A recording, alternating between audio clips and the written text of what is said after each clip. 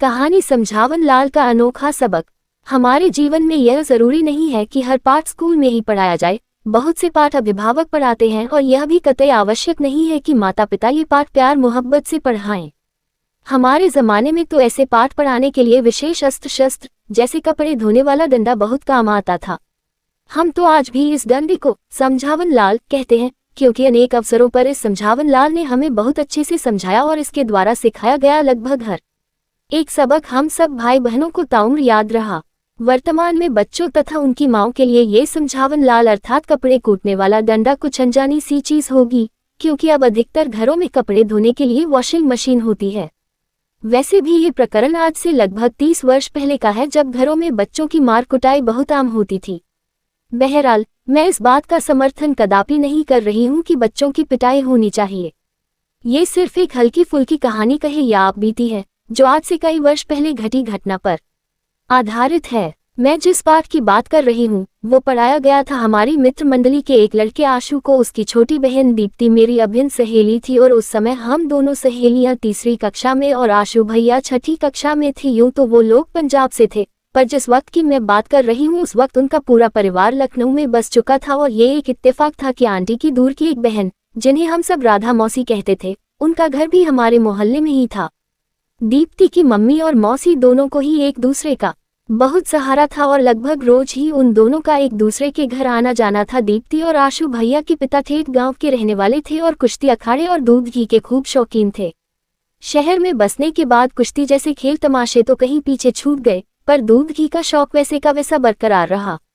इसलिए उन्होंने यहाँ शहर में भी 2-4 भैंसें पाल रखी थीं और उन्हें संभालने के लिए एक आदमी भी रख रखा था। दूध उनके घर में आवश्यकता से अधिक होता था, तो दीप्ति की मम्मी रोज बड़े बड़े बर्तनों में दही जमाती और उस दही को बिजली की मथानी से मथ कर मक्खन निकालती थी। मक्खन निकालने के बाद जो मट्ठा बचता था वो किसी अमृत से कम नहीं होता था। अक्सर ही आंटी वो मक्खन और मट्ठा राधा मौसी के घर भिजवा देती थी। इसी आने जाने और आदान प्रदान के माहौल में राधा मौसी अपने बगीचे से लौकी और तुरई वगैरह तोड़कर उनके घर ले आया करती थी। जिस दिन की ये घटना है उस दिन आंटी और राधा मौसी दोनों एक दूसरे से बातें करने में व्यस्त थी और दीप्ति और मैं उनके पास बैठे अपना गृह कार्य कर रहे थे। आंटी राधा मौसी को बता रही थी कि पिछली बार वो जो तुरई लाई थी वो बहुत बढ़िया थी कि इतने में दीप्ति अपनी मम्मी के पास गई और उनसे आदान प्रदान पर वाक्य बनाने के लिए पूछा। इससे पहले कि आंटी कुछ कहती उससे पहले ही पास में खेलते आशु भैया बोल पड़े, मम्मी और राधा मौसी के बीच मट्ठे और सब्जियों का आदान प्रदान होता है। सुनते ही आंटी ने आशु भैया को घूरा, लेकिन अपनी धुन में मस्त भैया ने आंटी की तरफ कोई ध्यान नहीं दिया और अपने बनाए वाक्य पर खुद ही मोहित होकर और जोड़ दिया, हमारा मट्ठा ताज़ा होता है पर मौसी की सब्जियां सड़ी गली होती हैं। ये सुनते ही आंटी सकपका गई और राधा मौसी का मुंह छोटा सा हो गया, क्योंकि कई बार सब्जियां वाकई में कुछ बासी होती थी, लेकिन फिर भी ऐसे सामने सामने कौन कहता है। आशु भैया की बात सुनकर राधा मौसी तो गुस्से में तमतमा के उठी और बिना आगा पीछा देखे अपने घर को चल पड़ी।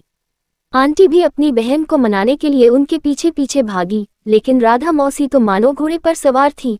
राधा मौसी तो रुकी नहीं और आंटी अपना मुंह लटका कर घर वापस आ गई। अब तक तो हम सब की घंटी बज चुकी थी कि आशु भैया के वाक्य प्रयोग के ज्ञान ने कोई बखेड़ा खड़ा कर दिया है।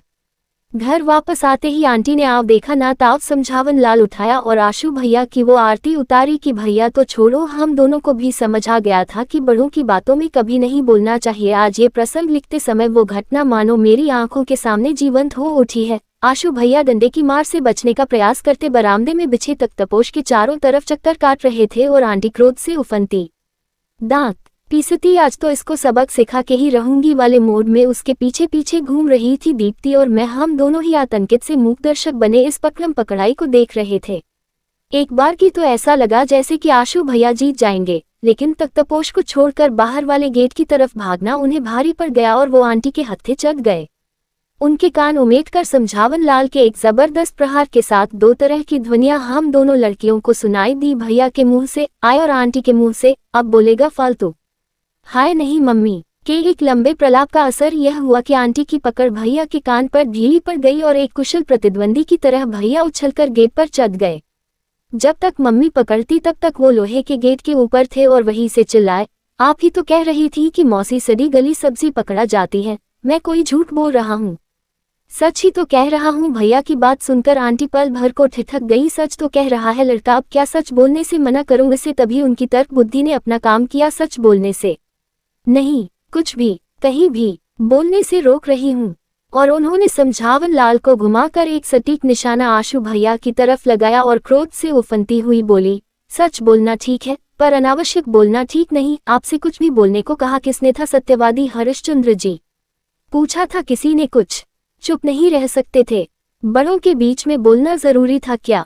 शायद ये प्रकरण अभी कुछ और लंबा चलता, पर तभी दीप्ति और आशु भैया के पापा दफ्तर से घर वापस आ गए और जैसे तैसे करके इस पूरे प्रकरण का पटाक्षेप किया गया। आंटी और राधा मौसी के संबंध तो कालांतर में मान मनोवल के बाद ठीक हो ही गए, क्योंकि ये एक ऐसा युग था जब दिल के रिश्ते इस तरह की गुस्से नाराजगी से कहीं ऊपर होते थे। इस पूरे घटनाक्रम ने मुझे और दीप्ति को एक बहुत आवश्यक सबक सिखा दिया था, जो हमें आजीवन याद रहा कि बिना आज्ञा के किसी के भी सामने अपना ज्ञान नहीं बघारना चाहिए, नहीं तो पासा उल्टा पड़ जाता है।